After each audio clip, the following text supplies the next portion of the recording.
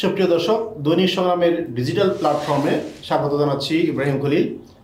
আজকে আমরা আমন্ত্রণ জানিয়েছি একজন প্রবাসী সাংবাদিক, দৈনিক সংগ্রামের প্রবাস জীবন অনুষ্ঠানে জনাব তৌহিদুল করিম মুজাহিদ। তিনি ইংল্যান্ডে বসবাস করছেন এবং সাংবাদিকতা করছেন। বাংলাদেশেও তিনি সাংবাদিকতা করে গেছেন, অর্থাৎ তিনি পেশা থেকে বের হতে পারলেন না। তার জীবনের রং আমরা জানতে চাইব, জীবনের বৈচিত্র্যগুলো। তো কেমন আছেন? আলহামদুলিল্লাহ। আপনার মূলত যদি হোম অ্যান্ড অ্যাবোর্ড যদি বলি, যে দেশ এবং বিদেশ দুইটার একটা জীবনের দুইটা পার্ট আছে। এক হলো বাংলাদেশে ছিলেন এবং এখন বেশ একটা সময় আপনি ইংল্যান্ডে বসবাস করছেন। যদি এইভাবে বলি যে আসলে সিভিলাইজড অর্থাৎ সভ্য দেশে আপনি এখন আছেন, একটা সময় বাংলাদেশে ছিলেন, দুই দেশের আসলে জীবনের রংটা কীভাবে আপনি পার্থক্য দেখাবেন আমাকে?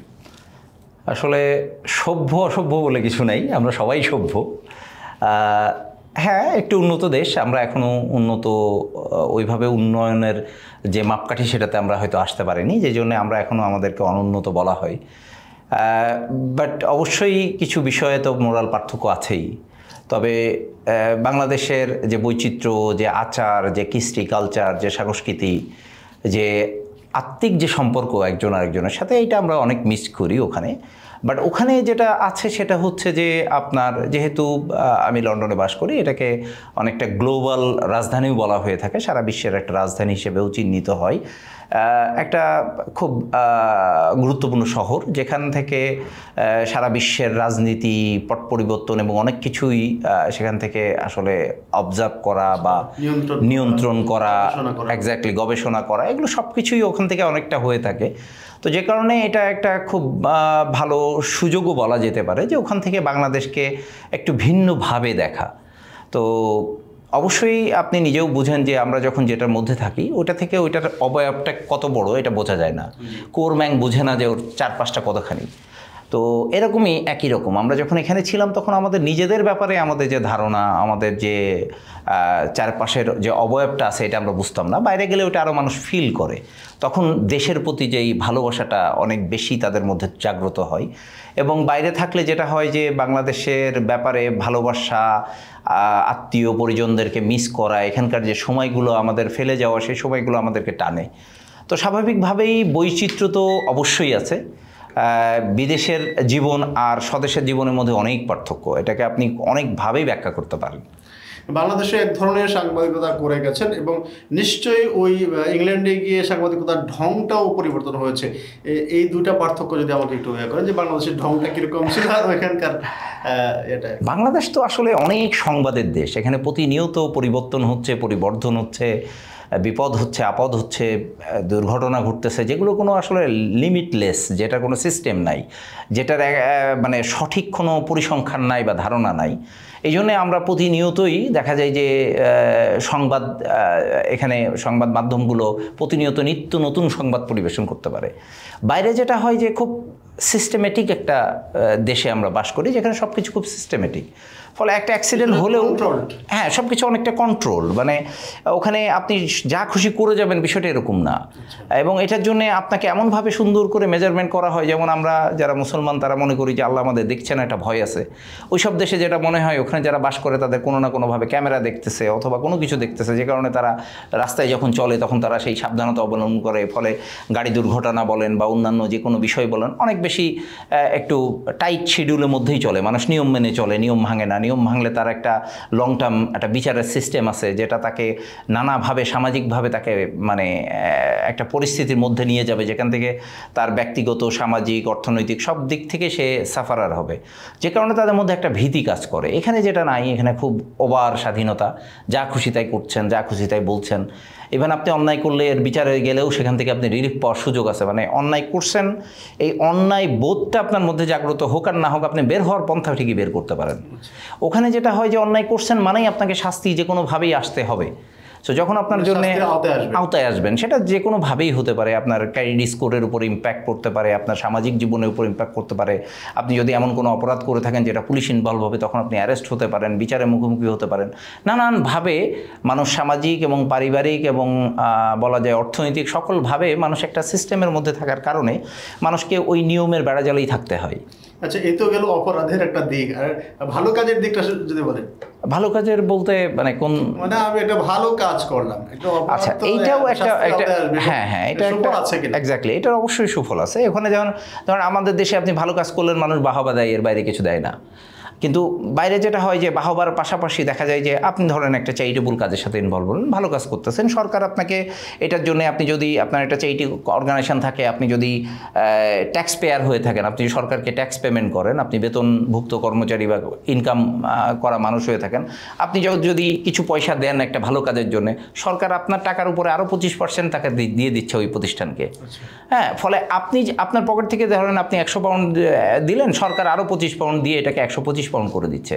ওই অর্গানাইজেশন তখন আরও উৎসাহী হয়ে আরও ভালো কাজ করছে বেশি করে।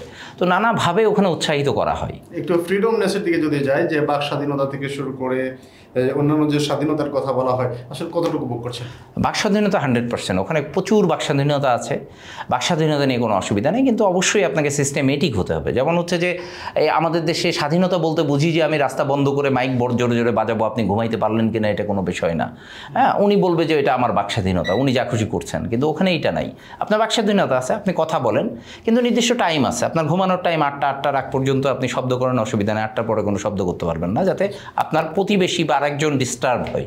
সো ওখানে নিজের বাক স্বাধীনতার পাশাপাশি অন্যের ডিস্টার্ব হওয়া থেকে রক্ষা করার জন্য নিয়ম আছে, যেটা আমাদের এখানে নাই। আপনি এমনও দেখা যায় যে আমাদের বিশেষ বিশেষ দিনগুলোতে সারা রাত মাইক বাজতেছে, আপনি যে ঘুমাতে পারছেন না, আপনার ফজরে উঠতে হবে, এই যে সেন্সগুলো আমাদের মানুষের মধ্যে কাজ করছে না। কিন্তু ওখানে নিয়ম থাকার কারণে আপনি ওটা পারবেন না। কৃষ্টি কালচারের দিকে যদি আসি, যে কৃষ্টি কালচারগুলো বাংলাদেশের যে কৃষ্টি কালচারের সাথে কতটুকু পার্থক্য মনে হয়? কৃষ্টি কালচার তো পার্থক্য অবশ্যই আছে, অনেক পার্থক্য আছে। যেটা হচ্ছে যে আমাদের বেড়ে ওঠা হচ্ছে পারস্পরিক, আমরা একজন আরেকজনের সাথে খুবই সম্পৃক্ত। আপনার ভালোবাসায় আমার, আপনার ভালোতে আমার ভালো লাগে, আপনার কষ্টে আমার দুঃখ লাগে, আপনি একটা বিপদে বললে আমি দৌড় দিয়ে যাই। ওখানে অনেক সিস্টেম থাকার কারণে অনেক সময় মানুষ এটা করতে পারে না। এবং একটা ঘটনা হলো, দুর্ঘটনা হলো, কেউ সহজে গিয়ে ধরে না, কারণ হচ্ছে যে পজিশনে আছে ওখানে রাখতে হয়, কারণ এটার আবার পুলিশি কিছু ব্যারিয়ার আছে, তারা এসে হেলথ কিছু ইস্যু আছে, সব কিছুই ওখানে যেহেতু সিস্টেমেটিক। সো আপনি দেখা গেল যে কিছু জানেন না, হঠাৎ করে আমাদের এখানে যেটা হয়, আপনি আজকেই একজনকে বলতেছিলাম যে হঠাৎ করে এখানে যেমন একজন আমাকে গতকালকে বললেন যে আমাদের বাংলাদেশে ডাক্তাররা ওনারা একাই সব, মানে উনি প্রেসক্রিপশন দিচ্ছেন, উনি হচ্ছে আপনার হেলথ অ্যাডভাইস করতেছেন, উনি আপনাকে ফুড অ্যাডভাইস করতেছেন, নিউট্রিশন দিচ্ছেন, একজনই সব দিচ্ছেন। তো আমি এটা একজনকে বলতেছি কালকে, শোনার পরে আজকে বলতেছি, উনি বলতেছে তুমি রাস্তার মাঝখানে গিয়ে শুধু বলবা যে ভাই আমার একটু শরীর খারাপ লাগতেছে, দেখবা যে রিক্সাওয়ালা, ভ্যানওয়ালা, দোকানদার থেকে শুরু করে সবাই তোমাকে অ্যাডভাইস করতেছে। এরপরে যদি তুমি বেশি অসুস্থ ফিল করো, তারা যদি তোমাকে হসপিটালে নিয়ে যায়, দেখবে ডাক্তার ওই একই প্রেসক্রিপশন করতেছে, এরা যারা করছে। মানে সর্বোপরি যেটা হচ্ছে যে এখানে কোনো মানে সবাই জ্ঞানী, সবাই আপনাকে অ্যাডভাইস করে, সহযোগিতা করতে চায়। এটা ভালো খারাপ দুইটাই আছে, যদিও আন্তরিকতার জায়গাটা যদি আপনি হিসাব করেন তাহলে এটা ভালো দিক, যে সবাই আন্তরিক, আপনার কষ্টতে সে কষ্ট পাচ্ছে, আপনাকে কিভাবে হেল্প করা যায় সবাই কনসার্ন। ওখানে আবার এইটাতে কনসার্ন না হয়ে তারা আরও স্বাস্থ্যগত বিষয়টা দেখে, যে ডাক্তারের বিষয়টা আমরা তো বুঝবো না সাধারণ মানুষ, আমি কেন আপনাকে অ্যাডভাইস করবো যদি এটা আপনার ক্ষতি হয়। হ্যাঁ, একটা ধরেন ফলের অ্যাডভাইস দিলাম যে এটা খান, কিন্তু এটা অ্যাকচুয়ালি যারা আপনার নিউট্রিশিয়ানস আছে তারা বলবে যে না এটা খেলে আপনার ক্ষতি হবে এই রোগের জন্য। তো এরকম আর কি, সব কিছু খুবই গোছানো। লন্ডনে আপনার কমিউনিটির কথা বলা হয়, অর্থাৎ বাংলাদেশের অনেকগুলো মানুষ সেখানে বসবাস করেন এবং ব্যবসা বাণিজ্য করেন, বিভিন্ন চাকরি বাকরি করেন। বিশেষ করে সিলেট অংশ থেকে অনেকগুলো কমিউনিটি মেনটেন করা হয়। এই কমিউনিটি মেনটেনের ক্ষেত্রে কোনো ঝামেলা বা কোনো মতপার্থক্য হয় কিনা? না, আছে। আমরা তো আসলে বাঙালি, যেখানেই যাই আমাদের বাঙালিত্ব নিয়ে আমরা থাকি। আমাদের সামাজিক যে গোলমাল, ঝগড়াঝাটি এবং সম্পর্কের অবনতি, এগুলো আসলে আমরা আশা করি না, বাট বাইরে গিয়ে তাও দেখা যায়। তারপরও সবচেয়ে বড় কথা হচ্ছে যে এরপরও আমরা অনেক অ্যাসোসিয়েট। কিছু কিছু ক্ষেত্রে আমরা যখন দেশের বিষয়ে কিছু আসে, সবাই সমন্বিত স্বরে একসাথে কথা বলি। তো এই জিনিসগুলো আছে অবশ্যই। বাইরে মানুষ বিভাজন থাকলেও এর মধ্যে মানুষের ঐক্যবদ্ধতাও আছে। আবার আঞ্চলিকতার কথা বলেন অথবা ওখানে সামাজিক যে বিষয়গুলো বলেন, ডেফিনেটলি সিলেটের মানুষ অনেক বেশি, অনেক আগ থেকে গেছে, যখন বাংলাদেশে কোনো মানুষ বিদেশে যেতে চেতেন না। তখন সিলেটের মানুষরা গেছেন এবং সেখানে দেখা গেছে শুধু সিলেট শহর থেকে না, প্রত্যন্ত অঞ্চল থেকে তখন বেশি মানুষ গেছে, ফলে তাদের সামাজিক বলয়টা তারা গড়ে তুলেছে। একটা পরিবারকে যদি আপনি তারা যখন প্রতি বছর দেখা যায় যে একটা পরিবার পিকনিকে যাচ্ছে 40-50 জনের বহন নিয়ে, একটা শুধু পরিবার, কারণ ওখানে বাবা মা ভাই বোন আত্মীয় স্বজন মিলে চাচা ফুফু মিলে একটা বিরাট সার্কেল তারা। তো এটা ডেফিনেটলি এটা একটা গুরুত্বও আছে, তারা ওখানে নিজেদের দেশ বানায় নিয়েছে কারণ তারা দীর্ঘদিন ধরে আছে। পাশাপাশি তারা যেটা সবচেয়ে বড় কাজ করেছে, যেহেতু একটা পুণ্যভূমি বলি আমরা সিলেটকে, এই পুণ্যভূমির মর্যাদা তারা রক্ষা করেন, কারণ তারা ওখানে গিয়ে যত মসজিদ মাদ্রাসা যা দেখবেন এখানে হিউজ অবদান তাদের। তারা যে পরিমাণ ধর্মীয় বিষয়ে সচেতন এবং ধর্মটাকে ধরে রাখার জন্যে তাদের যে চেষ্টা, তাদের পকেটে 100 টাকা থাকলে ওইটাও দিয়ে দেন। এই যে আন্তরিকতা, এটা অনেক। তবে সময়ের ব্যবধানে অন্য এলাকার লোকও বাড়ছে, যেমন চিটাগং, এখন বলা যায় যে চিটাগং নোয়াখালীর লোকজন বলা যায় সিলেটের পরপরই এদের অবস্থান। পাশাপাশি অন্যান্য দেশের লোকজন যাচ্ছেন। এরপরে ইউরোপ থেকে ধরেন গত 2 বছর আগের ডিসেম্বরের 31 তারিখ পর্যন্ত একটা গাইডলাইন ছিল, এর মধ্যে ইউরোপ থেকে, কারণ ব্রিটেন বের হয়ে গেছে ইউরোপীয় ইউনিয়ন থেকে, সো ওই টাইমের আগ পর্যন্ত প্রচুর ইউরোপ থেকে মানুষ ঢুকেছে ওখানে, ইংল্যান্ডে এসছে তাদের বাচ্চা কাচ্চা পড়াশোনা এবং অন্যান্য ফ্যাসিলিটির জন্যে। বিশেষ করে ওখানে আরবি শিক্ষা, ধর্মীয় শিক্ষা, আবার ইংলিশে পড়াশোনা, এই বিষয়গুলো অনেকে গুরুত্ব দিয়ে চলে এসছে। সেটার সংখ্যাও অনেক, প্রায় 3.5 লাখ 3.5 লাখের মতো। একটা বদনাম আছে যে নিম্ন পর্যায়ের কাজ নিয়ে বাংলাদেশের মানুষ বেশি কাজ করে, কিন্তু পড়াশোনার ক্ষেত্রে তারা এগিয়ে যাচ্ছে না কেন, বা মেইন স্ট্রিমে যেতে পারছে না? এটা একটা বড় দিক। আমরা আসলে সবসময় নিজেদেরকে একটু আন্ডারমাইন করি। এটা আমাদের, আমি জানি না জাতিগতভাবেই হয়তো বা আমাদের মধ্যে বা কোনোভাবে। ইভেন আপনি দেখেন আমাদের দেশ থেকে বিদেশে যারা যায় সব কর্মচারী, মানে আপনার কি বলে, খুবই লোয়ার ক্লাস ওয়ার্কার হিসেবে যায়, অথচ আমাদের দেশে যে যোগ্য লোক নাই তা না। আপনি সব সেক্টরে আমাদের দেশে ভালো যোগ্য লোক পাবেন। তাদেরকে যদি আমাদের দেশ থেকে বাইরে পাঠানোর চেষ্টা হতো তাহলে আমাদের মর্যাদাটা হয়তো ওইভাবে ডেভেলপ হতো। তো একই ধারাবাহিকতা এখান থেকে যারা যায়, সহজলভ্য কাজ যেগুলো, সেগুলো একটু স্বাভাবিকভাবে একটু মানে লোয়ার গ্রেডের। তো অনেকে গিয়ে ওখানে অনেক প্রতিবন্ধকতাও আছে, ওখানে ভিসার বিষয় আছে, ওখানে সেটেলমেন্টের বিষয় আছে। তো একটা সময় যেটা হতো, যারা যেহেতু তারা সবাই ওখানে কাজ করে যে টাকাটা খরচ করে তারা গেছে, কারণ আপনি জানেন আমাদের দেশ থেকে অনেক টাকা খরচ করে যায় দালালের মাধ্যমে, বিভিন্ন মাধ্যমে তাদের খরচ হয়, যদিও অ্যাকচুয়াল কস্টটা ওরকম না, কিন্তু এই সব পারপাজের মানে মানুষের ভায়া মাধ্যমে যাওয়ার কারণে অনেক টাকা খরচ করে যায়। ওখানে গিয়ে তার প্রথম যে টার্গেটটা থাকে সেই টাকাটাকে সে রিফান্ড করবে, ফেরত আনবে, যে কারণে তার কাছে কাজের কোনো লিমিট থাকে না। সে যত লোয়ার গ্রেডে কাজ হোক, ইনকাম হলেই হয়েছে। এবং 8 ঘন্টা যদি ওখানে রেস্ট্রিক্টেড আওয়ার, দেখা গেল যে 8 ঘন্টা জায়গায় আমরা বহু ভাই আছে যারা 10 ঘন্টা 20 ঘন্টা কাজ করে, মানে 2-3 ঘন্টা ঘুমায়, সারাদিন রাত কাজ করে, এরকম মানুষও আছে। কারণ তার ডিমান্ডের উপর ডিপেন্ড করে, সে লোন করে গেছে, ফ্যামিলি রেসপন্সিবিলিটি আছে, অনেক কিছু আছে, যে কারণে মানুষ গিয়ে আসলে কাজের লেভেল খুঁজে না, ছোট লেভেলের কাজগুলো ইজি পাওয়া যায়, এই জন্য ওখানে ইজি অ্যাক্সেস আছে, কুইক ঢোকে। তবে সময়ের ব্যবধানে এখন যেহেতু ভিসাগত বিষয়গুলো একটু ডিফারেন্ট, পরিস্থিতি চেঞ্জ হয়েছে, আগের মতো ওইভাবে আপনার পার্মানেন্ট হওয়ার জন্য, ওই দেশের রেসিডেন্স পাওয়ার জন্য কিছু ক্যাটাগরি ভাগ হয়ে গেছে। এখন যারা যাচ্ছে তাদের একটা বড় অংশই পড়াশোনা করছে, এবং পড়াশোনার যে রেজাল্ট, পড়াশোনা শেষ করার পরে তারা কিন্তু খুব ভালো জব করে, খুব স্ট্যান্ডার্ড জব করে, এবং ধীরে ধীরে দেখা যাচ্ছে ওখানকার কমিউনিটি, যারা কমিউনিটি লিডাররা ছিল, তারা আগে ফোকাস ছিল না, এখন তারা অনেক সচেতন। ইভেন ইউরোপ থেকে যারা এসছে তাদের বাচ্চা কাচ্চা এত ভালো রেজাল্ট করতেছে, অক্সফোর্ড ক্যামব্রিজে যাচ্ছে, যেটা আগে চিন্তাই করতাম না আমরা। এটার পিছনে ওখানকার লোকাল পলিটিশিয়ান যারা আছেন, লোকাল মেয়র যারা হয়েছেন বাংলাদেশ থেকে, তাদের বিশাল ভূমিকা আছে। তারা এডুকেশন সেক্টরে অনেক হেল্প করছেন, তারা ভালো স্টুডেন্টদেরকে স্কলারশিপ দিচ্ছেন। আগে অক্সফোর্ড ক্যামব্রিজের কথা শুনলে আমরা ভয় পাইতাম, এখন আমাদের বাচ্চারা এত পরিমাণ অক্সফোর্ড ক্যামব্রিজে যাচ্ছে, এটা আমাদের কাছে খুব সহজলভ্য হয়ে যাচ্ছে। তো স্বাভাবিকভাবেই সময়ের ব্যবধানে হয়তো দেখবেন যে অলরেডি 4 জন এমপি আমাদের আছে, অনেকগুলো মেয়র আছে, কাউন্সিলর প্রচুর আছে, স্বাভাবিকভাবেই তারা মেইন স্ট্রিমে অবদান রাখছে, পলিটিশিয়ানস আছে। সো বিজনেসম্যানরা অনেক ভালো করতেছে, তারা তাদের বিজনেসও এখন মেইন স্ট্রিম পর্যায়ে অনেক ভালো। সো সব কিছু মিলে সময়ের ব্যবধানে এটা আসলে আগাচ্ছে। সো সামনে হয়তো একটা সময় দেখবেন যে আমাদের দেশের সব যারা আছে ওই দেশে সবাই কোয়ালিফাইড এবং সবাই ভালো এডুকেশন আছে, সবাই ভালো ভালো চাকরি করতেছে, ব্যবসা করতেছে। এটা হয়তো সময়ের ব্যবধানে আপনারা দেখতে পাবেন। এখানে আরেকটা বিষয় যদি এটা 3W এর কথা, ওয়ার্ক, ওয়াইফ অ্যান্ড ওয়েদার, এটা এখন কতটুকু প্রযোজ্য? এটা সবসময় প্রযোজ্য, কারণ ইউরোপের ওয়েদার সবসময় চেঞ্জেবল, কখন কী হয় কেউ বলতে পারে না। এই হঠাৎ মেঘ হঠাৎ বৃষ্টি, এটা হয়, এটা ইউরোপের কালচারের সাথে যায়। সো এটা চেঞ্জেবল। ওয়াইফের বিষয়টা হচ্ছে যে এটা ডিপেন্ড করে মানুষের পারিবারিক এবং ব্যক্তিগত ভ্যালুজের উপরে। বহু ফ্যামিলি আছে যারা জীবনের পুরো অংশটাই তার বাচ্চা কাচ্চা, সংসার, ফ্যামিলি নিয়েই কাটিয়ে দিয়েছে। আবার অনেকে আছে দেখা গেছে যে তারা একটা সময়ে ব্যবধানে দেখা গেছে যে দ্বিতীয় বিয়ে, যদিও ওই দেশে নিয়ম নাই, কিন্তু ওই দেশে ডিভোর্স করে সে বাংলাদেশ থেকে এসে আর একটা বিয়ে করে চলে গেছে। এরকম ঘটনা আছে, কিন্তু ডেফিনেটলি ওখানে ফ্যামিলি ভ্যালুসটা অনেক, বিশেষ করে ওই দেশি সাদাদের ফ্যামিলিগুলোতে যে দেখবেন যে নানা নানি এরা আছে, এখনও দাদা দাদি আছে, তারা নাতি নাতিদের খুব মানে আমাদের দেশের মতো করেই মানুষ করে। তো ফলে ওখানে যে পারিবারিক বন্ধনটা এটা বেশ দৃঢ় এবং এটার প্রতি তাদের মনোযোগ খুব বেশি। বাঙালি বা অন্যান্য আমরা ফরেনার বা মানে প্রবাসী যারা আছি তারাও যথেষ্ট সচেতন, পরিবার নিয়ে থাকার চেষ্টা করে। অল্প কিছু ঘটনা তো এদিক ওদিক আছেই।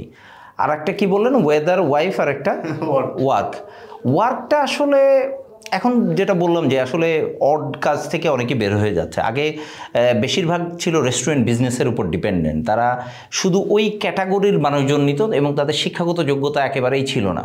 কিন্তু এখন আবার ব্রিটিশ ল কড়াকড়ি হওয়ার কারণে IELTS না থাকলে যেতে পারবেন না, ইংলিশ না জানা থাকলে আপনি ওই দেশে অ্যাক্সেস দিবে না, যে কারণে একটা মোটামুটি এডুকেটেড ছেলে ছাড়া যেতে পারে না বা মেয়ে ছাড়া যেতে পারে না, যে কারণে এখন আপনার রেস্টুরেন্ট ওয়ার্ক বলেন বা নিচের গ্রেডের কাজই বলেন, সেখানেও তাদের ন্যূনতম যোগ্যতা অন্তত ইংরেজিতে কথা বলার শো করতে হয়। তো ইংরেজিতে তো আমাদের অশিক্ষিত লোক আসলে ওইভাবে কথা বলতে পারেন না। সো দেখা যাচ্ছে যে এখন যারা যাচ্ছেন তারা কম বেশি শিক্ষিত, মিনিমাম ইন্টারমিডিয়েট পাস অথবা গ্রাজুয়েশন করা। সো ডেফিনেটলি সামনে হয়তো এই আপনি যেটা বলছেন এটার কিছু, বিশেষ করে এই ক্ষেত্রটা চেঞ্জ হওয়ার সম্ভাবনা আছে। আচ্ছা আচ্ছা, এই কাজ পরিবর্তনের ক্ষেত্রে কোনো বেশি হ্যাসেল পোহাতে হয় না? এটা একদমই নাই, ওখানে খুবই চমৎকার সিস্টেম, আমাদের দেশের মতো না। আপনি যে কোনো যত বড় কাজই করেন, সরকারি বেসরকারি যেখানেই করেন, আপনি তাদেরকে নির্দিষ্ট প্রত্যেকটা জবের একটা ক্রাইটেরিয়া থাকে। আপনার যে জবে যেরকম, কোনো জবে থাকে আপনার 1 সপ্তাহ নোটিশ, কোনো জবে 2 সপ্তাহ, কোনো জবে 4 সপ্তাহ। সো এটা একটা জবের যখন আপনি জয়েন করবেন তখন আপনাকে যে কন্ট্যাক্ট পেপার দেওয়া হবে ওখানে বলাই থাকে। সো আপনি ওই অনুযায়ী আপনি যদি কোনো চাকরি ছাড়তে চান, আপনি ওখানে ওই জবের যে কন্ট্যাক্ট পেপার আছে আপনার সাথে, যে কন্ট্যাক্ট আছে প্রতিষ্ঠানের, সেই অনুযায়ী আপনি হয়তো 4 সপ্তাহ নোটিশ আছে, আপনি 4 সপ্তাহ আগে বলে দিবেন যে ভাই আমি 4 সপ্তাহ পরে নাই, বা শেষ, আপনাকে কোনো ডিস্টার্ব করতে পারবে না। এটা আপনি যে পেশায় আছেন সাংবাদিকতা, এটা করতে গিয়ে আপনার জীবনের চরম কোনো মানে তিক্ত অভিজ্ঞতা আছে কিনা? আছে তো অবশ্যই, কারণ হচ্ছে যে বিদেশে আসলে প্রবাসে আমরা যারা সাংবাদিকতা করি তাদের সবচেয়ে বড় ব্যাপার হচ্ছে যে আমাদের অল্টারনেটিভ কাজের জন্য আমাদের আগে থেকে একটা সিকিউর প্লেস থাকতে হয়, কারণ আপনি তো ওই দেশে একটা খরচ আছে, আপনাকে চলতে হবে। তো আপনাকে ন্যূনতম বাসা ভাড়া, খাওয়া এবং পরিবার মেনটেন করার মতো ন্যূনতম ইনকাম থাকতে হবে।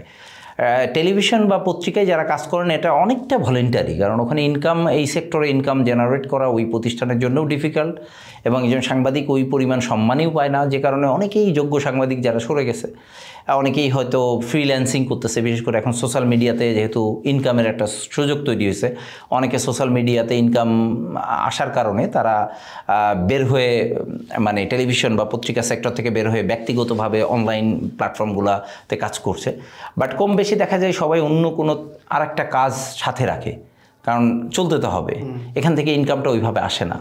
তো সেই ক্ষেত্রে নানান প্রতিবন্ধকতা আছে। এক সময় দেখা গেছে খুব ন্যূনতম বেতন পেতাম, কিন্তু টেলিভিশনটা ছাড়া হয়নি, পত্রিকাটা ছাড়া হয়নি। এটা নেশার মতো, মানে আমি বহুবার ছাড়তে চাইছি, হ্যাঁ, অথচ আমিও হয়তো অন্য সেক্টরে গেলে আমি আজকে হয়তো লিজেন্ডারি কিছু হওয়ার সুযোগ ছিল, অথবা ভালো কিছু হওয়ার সুযোগ ছিল, আমি বলবো না যে হতে পারতাম, সুযোগ ছিল। কিন্তু দেখা গেছে যে এই পেশাটা কেন যেন আমাকে ছাড়ে নাই বা আমি ছাড়তে পারি নাই, যে কারণে ঘুরে ফিরে হ্যাঁ যখনই যেতে চাই তখনই আবার টেনে। এক্স্যাক্টলি।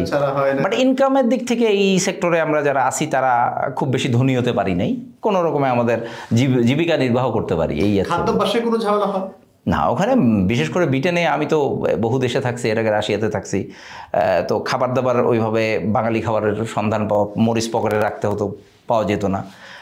এই প্রবলেমগুলো নেই ওখানে। বাঙালি অনেক, বিশেষ করে সিলেটিদের এই জন্য ধন্যবাদই দিতে হয়, তারা ব্যবসা বাণিজ্য এবং পরিবেশটা এমন করে রাখছে যে বাঙালি আপনি বাংলাদেশে যেগুলো পাবেন না সব ওখানে পাবেন। ওই যে দেখবেন কিছু বিজ্ঞাপনও আছে, একদম এখান থেকে মাছ মারতেছে, ওইটা টাটকা মাছ লন্ডনে পাওয়া যাচ্ছে, এখানে আপনি কিন্তু ওই সাইজের বড় সাইজের মাছ বা টাটকা পাচ্ছেন না। সো খাদ্যের ব্যাপারে আমরা খুবই হ্যাপি লন্ডনে, বিশেষ করে যারা থাকি। প্রপার বাংলাদেশি খাবার যারা পছন্দ করে তারা খেতে পারে, কেউ যদি খাদ্যাভ্যাস চেঞ্জ করে এটা তো তার পার্সোনাল। বাট আপনি বাঙালি যে খাদ্যাভ্যাস এটা কন্টিনিউ রাখার জন্যে কোনো প্রতিবন্ধকতা ওখানে নাই, সব কিছু অ্যাভেলেবল। এখানে যে সাদা কালোর যে ডিসক্রিমিনেশনটা, আপনার বৈষম্যটা, এটা মাঝে মধ্যে শোনা যায়, আসলে কতটুকু? বৈষম্য নিয়ে আমরা সবসময় কথা বলি, কিন্তু আমরা আসলে চিন্তা করি না যে আমরা নিজেরা কতটুকু বৈষম্যের বাইরে। আপনি দেখেন এই জেন্ডার বা রেস, এই যে বৈষম্যের যে বিষয়গুলো আমাদের সমাজে আছে, আপনি দেখবেন যে আপনি যদি আঞ্চলিকতার দিকেও দেখেন এটাও তো বৈষম্য। আপনি হয়তো আমি সিলেটি, আপনি নন সিলেটি, আপনাকে আমি একটু, আমার একজন সিলেটি পাইলে আমি প্রায়োরিটি দিব, আপনাকে দিব না। আবার আপনি নোয়াখালী, আমি হচ্ছে নন নোয়াখালী, আপনি আপনার নোয়াখালী একজনকে পেলে যেভাবে দিবেন আমাকে দিবেন না, এটা এখানেও আছে। কিন্তু সমস্যা হচ্ছে যখন আমরা বিদেশে যাই তখন এটাকে আমরা খুব হাইলাইট করি, অথচ যখন ওই মানুষেরই ব্যক্তিগত বা ওর সামাজিক অবস্থানে আসবেন দেখবেন যে সে তার এলাকার লোককে যত প্রায়োরিটি দিচ্ছে তার এলাকার বাইরের লোককে ওইভাবে প্রায়োরিটি দিচ্ছে না। কিন্তু এটাকে সে কিন্তু বলতেছে না যে জেন্ডার বৈষম্য অথবা কি বলে আপনার কি বলে স্ববিরোধিতা অথবা এটাকে বলতেছে না। কিন্তু যখনই সাদা কালোর বিভেদ আসতেছে তখন কিন্তু আমরা বলতেছি হ্যাঁ ওইখানে আছে সাদা কালোর বিভেদ, এটা থাকবেই, এটা আমাদের মধ্যেও আছে। তো এটাকে সুপারসিড করে আমাদেরকে চলতে হয়, যেহেতু আমরা অন্যের দেশে আছি। সব কিছু দিন শেষে আমরা কিন্তু পরগাছার মতো আরেকটা দেশে আছি। এটা কখন মনে হয় যে আসলে পরদেশে আছি? এটা আসলে সবসময় মনে হয়, কিন্তু ব্যাপারটা হচ্ছে যে ওরা, যেমন ধরেন আমরা যেটা বলি আমাদের দেশ 200 বছর শাসন করে গেছে, আমরা কিন্তু এখনও ব্রিটেনে গিয়ে নাগরিকত্বের জন্য আমরা লাফাই, অথচ সামান্য কিছু বছর আর একটা দেশ শাসন করে গেছে, আমরা তাদেরকে এখনও আমাদের সহ্য হয় না।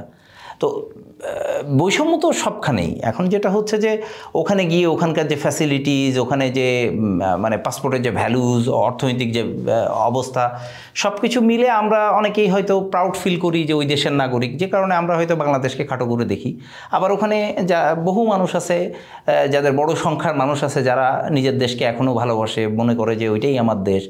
সো এটা আসলে ডিপেন্ড করে, মানে এমন না যে আপনি একরকম আমরা তো ডিফারেন্ট মানুষ, তো আমাদের মধ্যে পার্থক্য থাকবেই। মানবাধিকারটা কীভাবে রক্ষা হয় এটা একটা গুরুত্বপূর্ণ। আপনি দেখেন যে অনেকে বলে যে, বিশেষ করে ওখানে যারা স্কলার আছে তারা বলে যে এই ব্রিটেনের মতো এই ধরনের কান্ট্রিগুলোতে শুধু যদি ইসলামটাই থাকতো, শুধু শব্দটা বা এটার যে প্র্যাকটিসটা থাকতো তাইলেই হতো। ওরা এত বেশি আমাদের ধর্মীয় রীতিনীতি যেগুলো আছে যেগুলোকে না করা হয় ওরাও সেটা না করে, অল্প কিছু বিষয় বাদে আমরা ধর্মীয় যে শিক্ষাগুলো আমাদের মধ্যে দেয়া হয় যেটা আমরা প্র্যাকটিস করি না ওরা করে, নৈতিকতা। তো এই ধরনের বিষয়গুলোতে আসলে ওরা এত বেশি সচেতন, ফলে ওদের মানবাধিকার এই বিষয়গুলো ওখানে খুবই সোচ্চার এবং খুবই স্ট্রংলি মেনটেন করা হয়।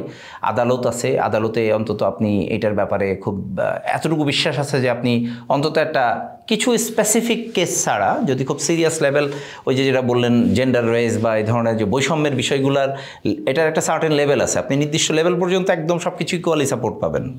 আপনি যখনই ওইটা সুপারসিড করবেন তখন হয়তো কিছু বৈষম্য আপনি পাবেন, কিন্তু নর্মাল সাধারণ জনগণ যারা আছে তারা সবসময় এই তাদের যে স্বাধীনতার বিষয়গুলো এগুলো মেনটেন করা হয় সঠিকভাবে। আমি একটু জানতে চাই আপনার কাছে যে এই যে বাংলাদেশ থেকে পাচার হয়ে অর্থ এই ইংল্যান্ডে চলে যাচ্ছে, তারা অনেক কথা বলে, কিন্তু তারা এই অর্থগুলো কি ফেরত দেবে বলে মনে হয় আপনার কাছে? হ্যাঁ, এটা একটা মজার ব্যাপার। সেখানে হচ্ছে যে অর্থ আপনি নিয়ে গেলেই যে ওখানে ইউটিলাইজ করতে পারবেন বিষয়টা এমন না। ওখানে মানে সরাসরি আপনি বাংলাদেশ থেকে টাকা নিয়ে যাবেন, ওখানে আপনি জমা করবেন ব্যাংকে, এত সহজ না।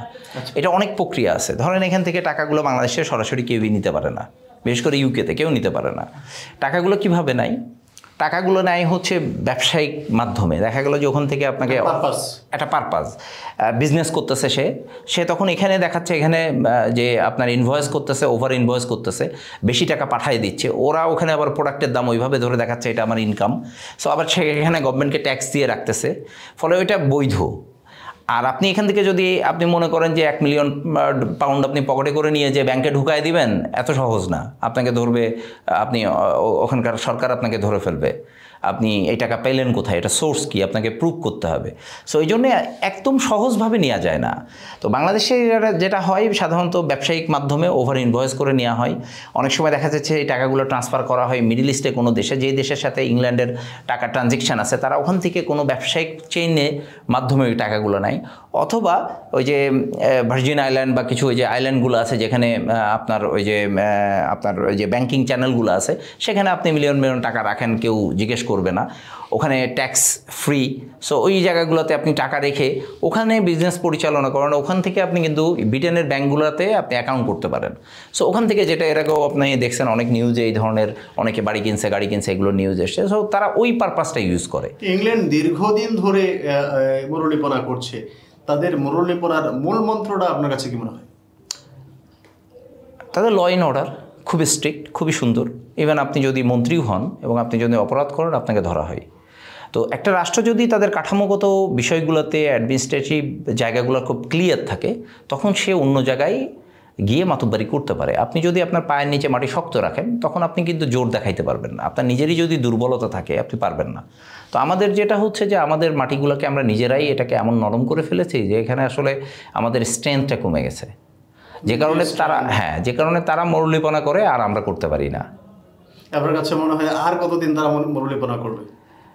এগুলো তো আসলে খুবই আপেক্ষিক বিষয়, কারণ তারা এখনো পর্যন্ত সব কিছু মেনটেন করে যাচ্ছে। আপনি আপনার সমস্যা হচ্ছে আপনি তার কাছে বিচার নিয়ে যাচ্ছেন, এটা তো তাদের দোষ না, এটা তো আপনার আমার দোষ। আপনি আমার উপরে, আপনার সাথে আমার এই দেশের রাজনৈতিক দ্বন্দ্ব, আপনি করতেছেন কি আমার নামে তাদের কাছে বিচার দিচ্ছেন, আবার আমি আপনার এই বিচারের জন্য আমিও তাদের ধর্ণা দিচ্ছি। ফলে তারা তো মরণের সুযোগটা তাদের তখনই আসে। আমরা যদি মিউচুয়াল করে নিজের দেশটা ঠিক মতো চালাতাম, তাহলে তো তাদের কাছে আমাদের যেতে হতো না। আর যদি যেতে না হতো, তাহলে তারা মরণের সুযোগ পেত না। এটা খুব ক্লিয়ার। যারা ইংল্যান্ডে যাচ্ছেন অনেকেই চ্যারিটির দিকে খুব নজর দিচ্ছেন, আপনিও সেটা মনে হয় করছেন, মানবাধিকার থেকে শুরু করে অন্যান্য চ্যারিটি। এটা কি সহজ নাকি নীতির মধ্যে কিছু আছে? এটা খুবই চমৎকার একটা জায়গা। আসলে দেখেন, বিদেশে যারা থাকে তাদের, আপনি এখানে আপনার খাবার বেঁচে গেলে আপনি গরিবকে ডাক দিয়ে দিচ্ছেন, যদিও এটা ইসলাম ওইভাবে বলে না, বাট আমরা করছি, খাবারটা নষ্ট না করে গরিবকে দিয়ে দিচ্ছি। আবার দেখেন, আপনি একটা ভালো পোশাক কিনতেছেন, আপনার কাছে কিছু এক্সট্রা টাকা আছে, ঈদ আসতেছে, আপনি গরিব আশেপাশে পাচ্ছেন, দিতে পাচ্ছেন। ওখানে এই সুযোগগুলো নাই। সবাই একটা স্ট্যান্ডার্ড লেভেল মেনটেন করে। জীবনযাপন চালানোর জন্য অসুবিধা হলে সরকার তাকে সাপোর্ট দিচ্ছে, যারা গরিব তাদেরকে সরকার সাপোর্ট দিচ্ছে।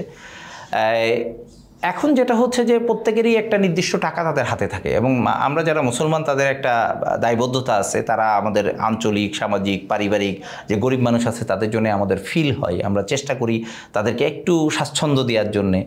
তো তখনই আমরা আসলে চ্যারিটেবল কাজে ইনভলভ হতে, মানে চ্যারিটিতে ডোনেশন করতে চাই। কারণ হচ্ছে যে আমরা যারা বিশেষ করে লন্ডনে থাকি, সেখানে আমরা সারা দুনিয়াকে দেখতে পাচ্ছি মিডিয়ার মাধ্যমে, বিভিন্ন সোর্সের মাধ্যমে আমরা দেখছি কোথায় কী সুবিধা আছে, অসুবিধা আছে।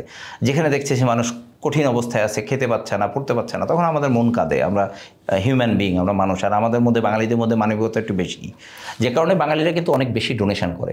ইভেন যার কাছে 100, যে আপনাকে বললাম, যার কাছে 100 পাউন্ড আছে, সে পারলে চেষ্টা করে, বিশেষ করে গরিবরা অনেক ডোনেশন করে। আমি এরকম বহু, যেহেতু আমি এটার সাথে ইনভলভ, আমি দেখেছি একটা মানুষ তার পকেটে যদি 100 থাকে, 100ই দিয়ে দেয়, বাকিটা সে চিন্তা করে না। হয়তো বড় লোকরা একটু কম দেয়।